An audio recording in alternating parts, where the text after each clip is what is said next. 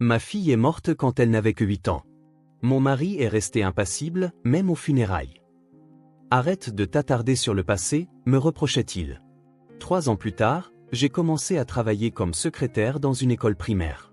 Un matin, en traitant les papiers d'un nouvel élève, je suis nouvelle ici, j'ai 11 ans. Quand j'ai levé les yeux, ma fille se tenait là, maintenant adulte. Avant de commencer l'histoire, n'oubliez pas de laisser un like et de vous abonner à la chaîne pour voir plus d'histoires comme celle-ci.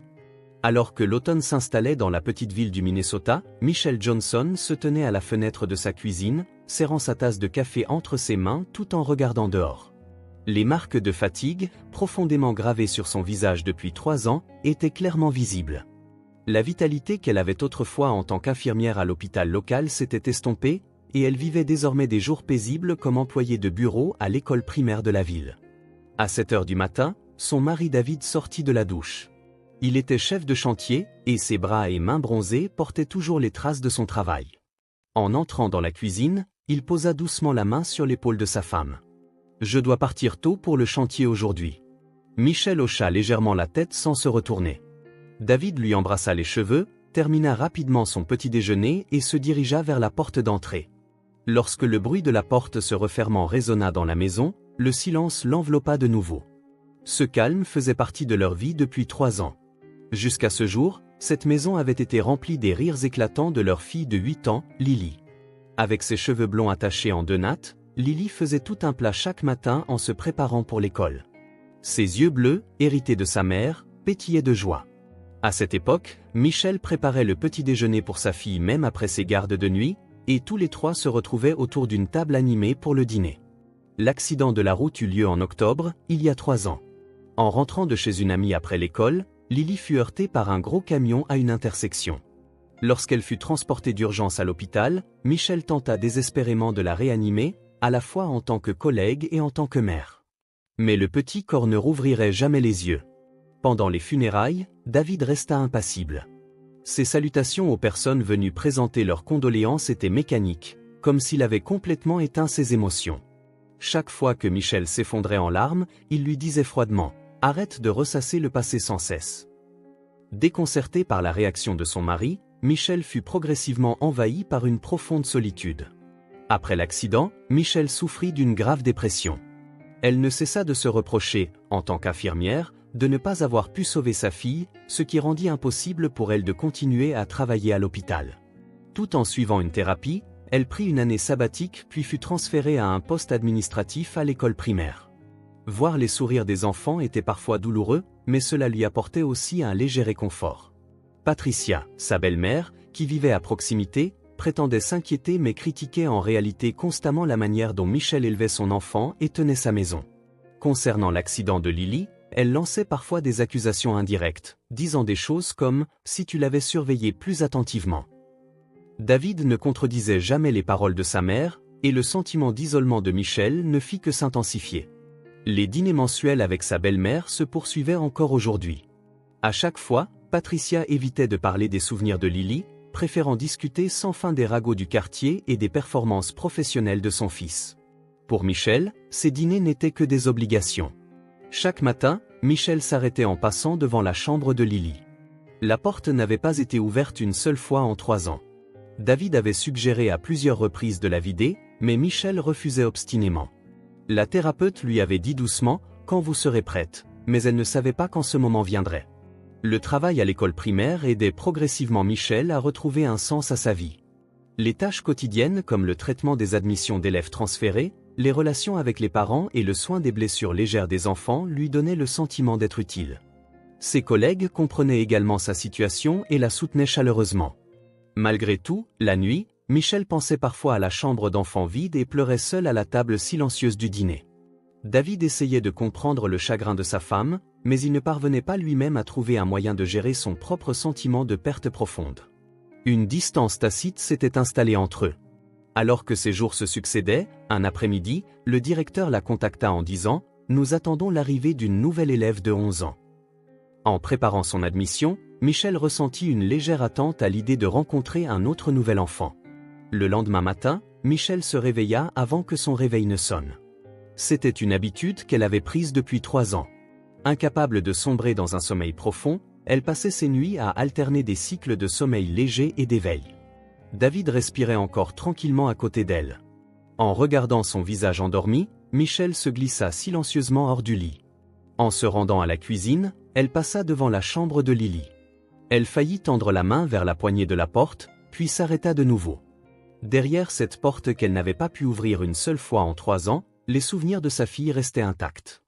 Le papier peint rose, un petit lit, ses peluches préférées. Cet espace où le temps s'était arrêté pesait lourdement sur son cœur. En allumant la cafetière, Michel regarda par la fenêtre. Elle pouvait voir les enfants des maisons voisines se préparer pour l'école. Voir ces petites silhouettes avec leur sac à dos lui serrait la poitrine, mais en même temps, une douce nostalgie l'envahissait. Comme l'avait dit le docteur Harper, sa thérapeute, la douleur et la guérison sont peut-être les 2 faces d'une même pièce. À cette heure, elle entendit David prendre sa douche. Michel prépara également du café pour son mari et fit griller du pain. Leur petit déjeuner, bien que dépourvu de l'animation d'autrefois, était empreint d'une paix tranquille. « Je dois partir à 6h30 aujourd'hui, on commence tôt sur le chantier », dit David en buvant son café à la hâte. Le nouveau projet de lotissement bat son plein. « Ça a l'air difficile », répondit Michel avec un sourire. Elle comprenait que son mari faisait face à son chagrin en se plongeant dans le travail. Ils affrontaient la même perte de manière différente. Après que David l'eut embrassé pour lui dire au revoir et fut parti, Michel mangea lentement son petit déjeuner, seul. Dans le silence, elle écoutait les voix des enfants du quartier. Penser que Lily avait autrefois été parmi eux lui faisait mal à la poitrine, mais maintenant, les voix énergiques des enfants lui apportaient aussi un petit réconfort. Elle quitta la maison à 8h30 et marcha les 10 minutes qui la séparaient de l'école primaire de Maplewood. L'air frais et vif du matin d'automne et la promenade le long de la rue bordée d'arbres aux couleurs dorées constituaient le moment le plus paisible de la journée de Michel. Devant l'école, les enfants entraient dans le bâtiment en bavardant joyeusement avec leurs amis. Voir cette scène lui donnait le sentiment que son travail ici avait un sens. Quand elle arriva au bureau, sa collègue Sarah était déjà à son poste. Sarah était la bienfaitrice qui s'était occupée de Michel jusqu'à ce qu'elle s'habitue à ce nouveau lieu de travail. « Bonjour, Michel. Il y a une admission d'élèves transférée aujourd'hui, n'est-ce pas ? » « Oui. J'ai entendu dire que c'était une fille de 11 ans, répondit Michel en rangeant son bureau. Gérer les admissions d'élèves transférés était l'une de ses tâches importantes. Elle veillait toujours à rassurer les enfants anxieux face à leur nouvel environnement. La matinée passa rapidement entre l'organisation des registres de présence et la réponse aux communications des parents. Pendant la pause déjeuner, les rires des enfants résonnaient dans les couloirs. Alors qu'elle continuait sa paperasse, écoutant ces voix, un message arriva sur son téléphone portable. « Maman veut nous inviter à dîner ce soir. Elle dit qu'elle veut prendre un repas avec nous 3 après tout ce temps. » C'était un message de David. Les invitations de sa belle-mère, Patricia, étaient des événements mensuels routiniers, mais aujourd'hui, cela lui pesait particulièrement. Patricia la traitait gentiment en apparence, mais Michel avait toujours l'impression d'être observé et évalué. Surtout lorsqu'il s'agissait de sujets concernant Lily, elle faisait parfois des déclarations qui remettaient indirectement en question la responsabilité de Michel. « Le travail s'accumule aujourd'hui et je vais être en retard. Pourrions-nous remettre ça une autre fois ?» Michel envoya sa réponse. Ce n'était pas un mensonge, mais la vraie raison était qu'elle voulait éviter de passer du temps avec sa belle-mère.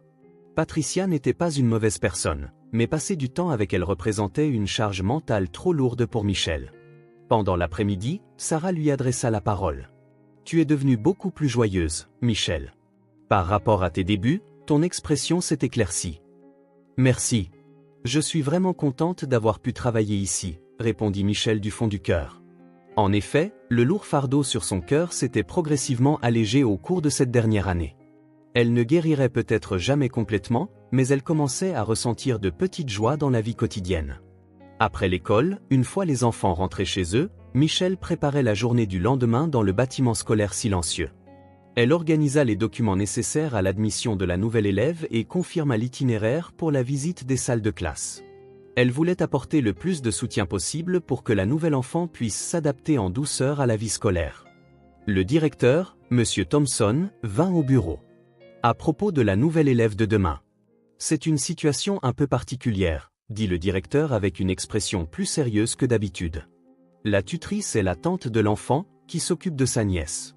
Je n'ai pas les détails, mais il semble qu'il y ait eu des problèmes dans la famille. Michel hocha la tête. Parmi les élèves transférés, beaucoup venaient dans de nouveaux environnements en raison de circonstances familiales. De tels enfants avaient particulièrement besoin d'une attention chaleureuse. Je comprends. Je fournirai tout le soutien possible. Je suis confiant en vous la confiant. Vous avez un contact naturel et facile avec les enfants. La nouvelle élève se sentira sûrement à l'aise. Michel sourit aux paroles du directeur. Elle réalisa que l'empathie et la gentillesse qu'elle avait cultivées pendant ses années d'infirmière étaient également utiles dans ce travail. En rentrant chez elle le soir, Michel s'arrêta chez un petit fleuriste. Elle acheta un unique gerbera jaune que Lily aimait. C'était devenu une habitude d'offrir des fleurs sur la tombe de sa fille une fois par mois. Le cimetière se trouvait à environ 15 minutes de route de la maison. Devant la petite pierre tombale, Michel parla doucement. « Lily, maman avance petit à petit. Je n'arrive toujours pas à ouvrir ta chambre, mais je suis sûr que ce jour viendra. » Le vent souffla, faisant bruire les feuilles. C'était comme si Lily répondait, et le cœur de Michel devint un peu plus léger. Quand elle rentra à la maison, David était déjà de retour. Il préparait un sandwich dans la cuisine avec une expression fatiguée. « Bon retour. Tu es en avance aujourd'hui. Il y a eu un problème sur le chantier, alors on a fini plus tôt que prévu. Comment ça s'est passé avec maman ? J'ai demandé à reporter. J'étais vraiment occupé. » David hocha la tête sans rien dire. Il sentait vaguement que sa femme voulait éviter de passer du temps avec sa mère, mais il n'essaya pas de la persuader du contraire. En dînant ensemble, David parla de son travail. Dans le nouveau projet, il construisait des maisons pour de jeunes familles. Quand il parla de la conception des chambres d'enfants, un silence subtil s'installa entre eux. Cependant, il n'y avait plus l'atmosphère pesante d'avant, mais plutôt une compréhension silencieuse. Le soir, avant de se coucher, Michel pensait à la nouvelle élève. Elle espérait pouvoir apaiser ne serait-ce qu'un peu l'anxiété de l'enfant à l'idée d'arriver dans un nouvel environnement. Dans ces moments-là, elle réalisait qu'elle-même progressait peu à peu dans un nouvel environnement. Elle n'était pas complètement guérie, mais elle avançait, sans aucun doute. Le lendemain matin, Michel arriva à l'école plus tôt que d'habitude. Elle voulait que les préparatifs pour accueillir la nouvelle élève soient parfaits. Elle organisa les documents nécessaires sur son bureau et prépara des brochures de présentation de l'école ainsi que du matériel pour les nouveaux élèves. Elle finalisa également la coordination avec l'enseignante principale, Madame Wilson, sur la manière de présenter l'enfant à ses camarades afin qu'elle puisse s'adapter le plus rapidement possible. Vers 8h30, le directeur vint au bureau. La famille Roberts est attendue à 9h. Comme d'habitude, veuillez vous occuper du premier contact. Entendu. Tous les documents sont prêts, répondit Michel en vérifiant les chaises au comptoir d'accueil. Elle disposa 2 chaises pour qu'un adulte et un enfant puissent s'asseoir. Juste après 9h05, la sonnette de la réception retentit. Lorsque Michel se rendit au comptoir, une femme se tenait là. Elle donnait une impression d'élégance avec ses cheveux bruns soigneusement coiffés jusqu'aux épaules et son manteau bleu marine. Cependant, son expression mêlait tension et anxiété. « Vous êtes mademoiselle Roberts ? C'est pour les formalités de transfert ?» l'accueillit Michel avec un sourire professionnel. « Oui, c'est exact. Je suis Hélène Roberts. » La femme s'inclina légèrement. Michel remarqua une petite silhouette derrière elle. « Où est votre enfant ? » « Oh, pardon. Emma, s'il te plaît, viens ici. » Hélène se retourna et appela, et une petite fille qui se cachait derrière la femme s'avança lentement. La fillette se tenait derrière Hélène, baissant timidement les yeux. Ses cheveux blonds platine, qui lui arrivaient juste en dessous des épaules, couvraient son petit visage. Sa tenue, une veste en jean bleu, un t-shirt blanc et une jupe bleu marine, avait une mignonnerie appropriée à son âge. « Enchanté de vous rencontrer. Je suis Michel Johnson. Je travaille au secrétariat de cette école. » Michel s'accroupit légèrement pour se mettre au niveau des yeux de l'enfant. « Veuillez vous asseoir ici pour commencer. » Hélène s'assit sur la chaise préparée et la fillette s'installa à côté d'elle. Michel commença à expliquer les procédures en sortant les documents nécessaires. « Bien, alors pourriez-vous me donner le nom de votre enfant pour commencer ? » « En fait, c'est ma nièce. » Hélène afficha une expression quelque peu troublée. « C'est la fille de ma sœur et je m'occupe d'elle. En raison de circonstances familiales, je me suis retrouvé à la garder pour un temps. » Michel hocha la tête. C'était la situation dont le directeur lui avait parlé. « Je comprends. Alors, puis-je demander son nom à l'enfant elle-même? Michel se tourna doucement vers la fillette. Elle pouvait voir que les petites épaules, toujours baissées, tremblaient légèrement de nervosité. Tout va bien. C'est une très belle école. Je pense que tu te feras beaucoup d'amis, dit Michel d'une voix aussi rassurante que possible, puisant dans son expérience de mère. La fillette leva lentement le visage. À cet instant, le cœur de Michel se mit à battre violemment. Des yeux bleus et limpides, un petit nez retroussé, des lèvres fines et roses, et un petit visage ovale encadré de cheveux blonds platine. C'était le visage de sa fille, Lily, qu'elle avait perdue il y a 3 ans. C'était exactement le visage que Lily aurait eu si elle avait grandi jusqu'à 11 ans. Michel sentit son souffle se couper. Le stylo dans sa main se mit à trembler. Était-ce une hallucination, une illusion créée par un chagrin profond? Mais la fillette en face d'elle existait bel et bien. « Comment t'appelles-tu » La voix de Michel tremblait. La fillette regarda Michel droit dans les yeux et répondit « Je m'appelle Emma. Emma Roberts. J'ai 11 ans. » Même cette voix semblait être le prolongement de celle de Lily. Bien que légèrement plus mature, c'était indubitablement la voix de Lily. Les mains de Michel se mirent à trembler violemment. « Emma » répéta Michel en continuant de fixer le visage de la fillette. La fillette la regarda en retour avec une expression perplexe. À ce moment, un léger changement apparut dans l'expression de la fillette. Elle fronça légèrement les sourcils et pencha la tête. C'était exactement le même geste que faisait Lily lorsqu'elle essayait de se souvenir de quelque chose. Le cœur de Michel battait si fort qu'il semblait sur le point d'éclater. Les documents qu'elle tenait tombèrent au sol. Le bruit des papiers voltigeant et se dispersant résonna dans le silence. « Est-ce que ça va » Hélène se leva, inquiète. Cependant, les voix autour d'elle semblaient lointaines à Michel. Seule la fillette en face d'elle existait clairement. La fillette sembla également sentir quelque chose et fixa intensément Michel. Puis les lèvres de la fillette bougèrent légèrement. C'était une voix si faible, à peine un murmure, mais Michel put l'entendre distinctement. « Maman !» Avec ce seul mot, le monde de Michel bascula en un instant. La force quitta ses genoux et elle s'effondra sur la chaise. Ce n'était pas un rêve. La personne en face d'elle était sans aucun doute sa fille Lily, qu'elle était censée avoir perdue il y a 3 ans. Elle pouvait voir le visage d'Hélène devenir blême. La femme se leva et posa la main sur l'épaule de la fillette. « Emma, qu'est-ce que tu racontes ?» Cependant, la voix d'Hélène tremblait. « Mais cette personne ?» La fillette, non, Lily, regarda Michel avec une expression confuse. « J'ai l'impression de connaître cette personne. » Michel se leva, les mains tremblantes, et s'approcha de la fillette. Lily fit également un pas vers Michel, comme attirée par un aimant. « Tu es Lily, n'est-ce pas ?» La voix de Michel était étranglée par les larmes.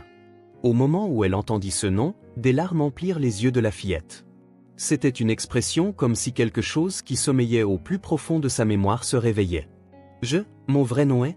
murmura la fillette d'une voix confuse. Hélène prit frénétiquement la main de Lily. « Emma, nous devrions rentrer. » Cependant, Lily n'essaya pas de bouger. Tout en fixant Michel, elle se mit à pleurer à grosses larmes. « Maman, c'est vraiment toi, maman ?» Michel s'agenouilla pour être au même niveau que sa fille. Elle tendit doucement la main et toucha la joue de Lily. C'était chaud, doux, et définitivement une présence réelle. « Lily, ma Lily », Michel serra sa fille dans ses bras. Le vide de 3 ans fut comblé en un instant. L'odeur des cheveux de sa fille, la sensation de son petit corps. Tout était identique à la Lily de ses souvenirs. Qu'est-ce que c'est ? Mais qu'est-ce qui se passe ? Hélène se tenait là, le visage livide. À ce moment, la porte du bureau s'ouvrit et le directeur, M. Thompson, entra. Sentant l'atmosphère étrange, il tenta immédiatement de comprendre la situation. Y a-t-il un problème ? Michel leva les yeux vers le directeur tout en serrant toujours sa fille. Cet enfant est ma fille. C'est ma fille, Lily, qui était censée être morte il y a 3 ans. L'expression du directeur passa de la confusion à la stupéfaction. Hélène s'effondra sur la chaise et se couvrit le visage de ses 2 mains. Le directeur comprit immédiatement la gravité de la situation et ferma la porte du bureau à clé. Il ne pouvait pas laisser d'autres membres du personnel ou des enfants qui passaient dans les couloirs entendre cela. « Tout le monde, calmons-nous d'abord et parlons-en », dit le directeur calmement, bien que la confusion ne puisse être dissimulée sur son visage. « Madame Roberts, pourriez-vous expliquer les circonstances ?» Hélène resta assise sur la chaise, le visage couvert par ses mains. Ses épaules tremblaient légèrement. Michel fixait Hélène tout en serrant Lily. En sentant la chaleur de sa fille, diverses questions tourbillonnaient dans son esprit. Je suis complice, réussit enfin à dire Hélène. Mais je ne peux plus continuer à mentir. Le cœur de Michel se mit de nouveau à battre violemment. Complice de quoi? Hélène leva lentement le visage. Ses yeux étaient rouges et gonflés par les larmes. L'accident de la route d'il y a 3 ans était une mise en scène. Au moment où elle entendit ces mots, le monde de Michel vacilla de nouveau. Ses bras tenant Lily se resserrèrent. « Qu'est-ce que vous dites? J'étais à l'hôpital. J'ai identifié le corps de Lily. Les funérailles aussi? C'était une autre fillette, la voix d'Hélène tremblait. Ils ont utilisé le corps d'une fillette non identifiée. Le personnel de l'hôpital a aussi été soudoyé. Le certificat de décès était également un faux. » Le directeur se leva, choqué. « C'est un crime grave. » « Mais qui? » Hélène prit une profonde inspiration. « Ma sœur? Patricia Johnson. » Le sang de Michel se glaça.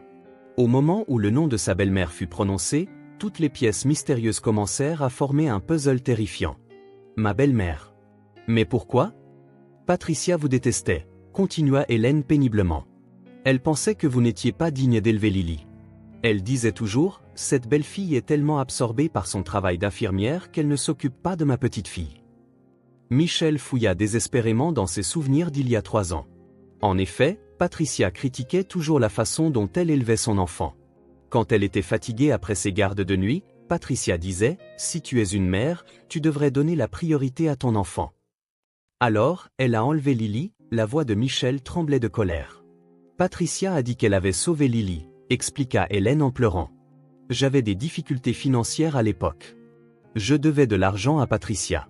Elle m'a dit, j'annulerai ta dette avec ça. » Lily, qui avait écouté tranquillement dans les bras de Michel, prit soudain la parole. « Mamie m'a dit que maman avait fondé une nouvelle famille, alors elle t'avait oublié. » Le cœur de Michel se sentit comme déchiré. Pendant 3 ans, sa fille bien-aimée avait vécu en croyant avoir été abandonnée par sa mère. « C'est un mensonge, Lily. Maman ne t'a jamais oublié. Pas un jour, pas une heure. » Michel prit le visage de sa fille entre ses mains. « Chaque jour, j'ai pensé à toi et j'ai souffert. » Le directeur se leva. « Je vais contacter la police immédiatement. C'est une affaire d'enlèvement. »« Attendez, s'il vous plaît, » dit Hélène frénétiquement. « Patricia a dit qu'elle viendrait chercher Lily ce matin. Elle a peut-être senti quelque chose. » À ce moment, le téléphone portable de Michel sonna. C'était un appel de David. « Michel, il s'est passé quelque chose de terrible. Maman a soudainement disparu. Un voisin l'a vue partir tôt ce matin avec une grosse valise. » Une sensation glaciale parcourut les veines de Michel. « On a retrouvé Lily. Ta mère l'a enlevée. » David resta sans voix à l'autre bout du fil. « Qu'est-ce que tu racontes? Lily est morte. »« Non, elle est dans mes bras en ce moment même. Viens à l'école immédiatement. » 10 minutes plus tard, David fit irruption dans le bureau, le visage bouleversé. Au moment où il vit Lily, ses pas s'arrêtèrent. « Papa !» Lily quitta les bras de Michel et courut vers son père. David souleva sa fille et se mit à pleurer intensément. « Lily, c'est vraiment toi? » Papa ne savait pas non plus. Mamie a dit que papa et maman avaient commencé une nouvelle vie juste tous les deux. Le visage de David se tordit de colère. « Maman a fait ça. » Le directeur avait déjà contacté la police. Un avis de recherche nationale fut émis pour Patricia Johnson. Une alerte fut également déclenchée dans les aéroports et les gares. Hélène se leva et s'inclina profondément devant Michel. « Je suis vraiment désolé. J'ai été lâche et j'ai caché la vérité pendant 3 ans. » Michel posa la main sur l'épaule d'Hélène. « C'est parce que vous avez eu le courage de dire la vérité que j'ai pu revoir Lily. Merci. » Patricia aimait vraiment Lily. Mais ce n'était pas de l'amour. C'était de la possessivité. Chaque fois que Lily disait « Je veux voir maman », elle lui disait d'oublier. 2 heures plus tard, des inspecteurs de la police du comté arrivèrent et un interrogatoire détaillé commença. Des échantillons d'ADN furent prélevés sur Michel, David et Lily pour des tests. Les résultats étaient prévus pour le lendemain, mais la relation parent-enfant était évidente pour tout le monde. Dans la soirée, la nouvelle tomba que Patricia avait été arrêtée à l'aéroport. Elle avait tenté de fuir à l'étranger, mais avait été appréhendée juste avant d'embarquer. Michel et David rentrèrent chez eux avec leur famille de 3 personnes pour la première fois en 3 ans. Dans la voiture, Lily serrait fermement les mains de ses 2 parents. « Je ne te lâcherai plus jamais », promit Michel à sa fille. « Vraiment ? Mamie ne viendra pas m'emmener ? C'est fini maintenant. Mamie ne pourra plus jamais t'emmener. » Quand ils arrivèrent à la maison, Lily regarda sa chambre et pleura. « Tout est pareil. Maman l'a nettoyé tous les jours en croyant au jour où tu reviendrais. » Ce soir-là, ils dînèrent tous les 3 ensemble pour la première fois depuis longtemps. Lily raconta progressivement les événements des 3 dernières années. Patricia avait été stricte mais aimait Lily à sa manière. Mais elle n'avait jamais pu oublier ses vrais parents. Peut-être que mamie Patricia était malade, dit Lily d'un ton mature. Sa façon d'aimer était mauvaise. Michel et David se regardèrent. La fille, revenue après 3 ans de souffrance, était devenue beaucoup plus mûre qu'avant. Le lendemain, les résultats des tests ADN prouvèrent officiellement la relation parent-enfant. Patricia fut inculpée pour enlèvement, séquestration et falsification de documents, et Hélène bénéficierait d'une peine avec sursis grâce à une négociation de peine. Selon le diagnostic du médecin, aucune trace de violence physique ne fut trouvée sur Lily. Des soins psychologiques étaient nécessaires, mais la joie d'être réunie avec sa famille était le meilleur des traitements. Le vide de 3 ans ne pouvait être comblé, mais la famille Johnson prenait un nouveau départ. 6 mois plus tard, au printemps, les fleurs s'épanouissaient dans le jardin de la famille Johnson. Depuis la fenêtre de la cuisine, Michel regardait Lily aider David à monter une balançoire dans le jardin. Le rire éclatant de sa fille enveloppait la maison pour la première fois depuis longtemps. Le procès de Patricia Johnson s'était terminé 3 mois plus tôt. Elle avait été condamnée à 8 ans de prison pour enlèvement, séquestration et falsification de documents. Jusqu'à la fin, elle continua de clamer qu'elle avait seulement tenté de protéger sa petite fille, mais le témoignage de Lily au tribunal fut décisif. Lily raconta courageusement et en détail sa vie au cours de ces 3 années. Bien qu'il n'y ait pas eu de violence physique, il devint clair que la manipulation psychologique et l'isolement avaient été constants. En prison, Patricia avait tendance à être évitée par les autres détenus. Le crime d'enlèvement d'enfants était particulièrement méprisé, même en milieu carcéral. David continuait de refuser de rendre visite à sa mère. « Même si nous avons des liens de sang, cette personne n'est plus ma mère », disait-il. Hélène Roberts obtint une peine de 3 ans avec sursis grâce à une négociation de peine. Elle continuait d'envoyer des lettres d'excuses à Lily chaque mois. Au début, Michel avait des sentiments mitigés, mais elle comprenait que c'était grâce au courage d'Hélène de dire la vérité que la famille avait pu se réunir. « Merci d'avoir eu le courage de dire la vérité », transmit Michel à Hélène lors de leur dernière rencontre. La thérapie familiale se poursuivait également. Le docteur Harper expliqua que les choses ne redeviendraient peut-être pas exactement comme avant, mais qu'ils pouvaient construire de nouveaux liens. Lily faisait parfois des cauchemars, mais entourée de l'amour de ses parents, elle se rétablissait progressivement. Lily reprit son vrai nom et commença à fréquenter l'école primaire locale. Au début, elle était parfois confuse par les souvenirs des quelques mois qu'elle avait passés en tant qu'Emma, mais elle se fit des amis et appréciait la vie scolaire. Les collègues de l'école primaire de Maplewood observèrent chaleureusement le miracle de Michel. La relation conjugale se réparait également peu à peu. David luttait contre la culpabilité d'avoir été trompé par sa mère, mais grâce à la thérapie familiale, il en vint à accepter qu'il avait lui aussi été une victime. « Si je t'avais davantage écouté à ce moment-là », s'excusa David à de nombreuses reprises, mais Michel répondit « Tu as aussi été trompé. Nous étions tous des victimes. » Un soir, les mots de Lily dans son lit furent marquants. « Mamie Patricia ne m'aimait pas vraiment, n'est-ce pas ? Si elle m'aimait vraiment, elle ne m'aurait pas séparé de maman et papa. » C'est vrai. Le véritable amour, c'est de souhaiter le bonheur de l'autre, répondit Michel en caressant doucement les cheveux de sa fille. Maman et papa sont ma vraie famille. Pas parce que nous avons des liens de sang, mais parce que vous pensez à mon bonheur d'abord. Les mots de Lily, âgée de 11 ans, étaient parfois d'une profondeur surprenante pour des adultes. L'expérience de 3 ans l'avait peut-être fait mûrir précocement, mais en contrepartie, elle comprenait aussi profondément l'importance de la famille. La balançoire fut terminée dans le jardin, et Lily fut la première à l'essayer. Michel et David se tenaient la main et regardaient le bonheur de leur fille. « Plus jamais la lâcher », murmura Michel. « Absolument », acquiesça David.